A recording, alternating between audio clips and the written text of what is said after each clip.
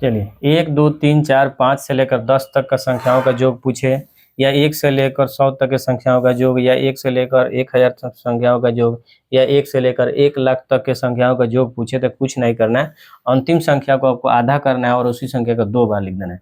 जैसे 10 का आधा यानी 2 से भाग में 10 के आधा 5 होगा, और 5 को एक बार और आपको लिखना है 55। 1 से लेकर 10 तक के संख्याओं को जोड़ेंगे तो 55 आएगा। फिर आपको 1 से 100 तक पूछा जाता है, 100 का आधा हो गया 50, और 50 आपको एक बार और लिखना है, यह 5050 आ गया। यानी 1 से लेकर 100 तक को जोड़ेंगे तो 5050 आएगा। फिर 1 से लेकर 1000 तक की बात किया गया है, तो 1000 के आधा होता है 500, और 500 एक बार और आपको लिखना है, यानी आपका 5,500,000 आ गया 1 से लेकर 1000 तक के संख्याओं को जोड़ेंगे तो। उसके बाद है 1 3 5 7 से लेकर 11, यानी ये विषम संख्याओं का योग पूछा है, तो विषम संख्याओं का योग होता है आपका n स्क्वायर, ठीक है ना, n स्क्वायर। n को कैसे पता करना है, तो देखिए यह n नहीं है, यह लास्ट टर्म है, यानी यह जो सीरीज चल रहा है उसका लास्ट टर्म है। तो यह 21 जो है, 21 टर्म इसमें नहीं लिखा गया, क्योंकि एक एक छोट छोट लिखा गया तो 21 थोड़े होगा जी।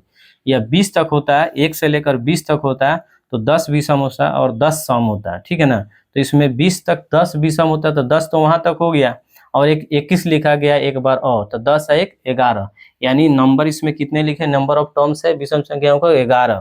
तो 11 का आपको करना है स्क्वायर, ठीक है ना। 11 का स्क्वायर जब करेंगे आप तो यह आ जाएगा 121 आ जाएगा, यह आपका आंसर हो जाएगा। 2 4 6 8 और 20 यह है सम संख्याओं का योग। तो देखिए 1 से लेकर 20 तक 20 संख्या होता है, तो 10 विषम 10 सम, तो 10 इसमें क्या हो गया, सम संख्या हो गया। तो इसका होता है फार्मूला, आपका होता है, इसका फार्मूला होता है n इंटू एन प्लस 1, ठीक है ना। तो n इंटू एन प्लस 1, तो इसमें संख्या कितना हो गया जी 10, और गुना में 10 और प्लस 1 जोड़कर 11, इसको जोड़ेंगे तो 110 आ जाएगा। इसका आंसर हो गया 110, ठीक है ना। तो सम संख्याओं का योग होता है n इंटू एन प्लस 1, यानी 10 गुने 1 बढ़ाकर 11, 110 हो गया।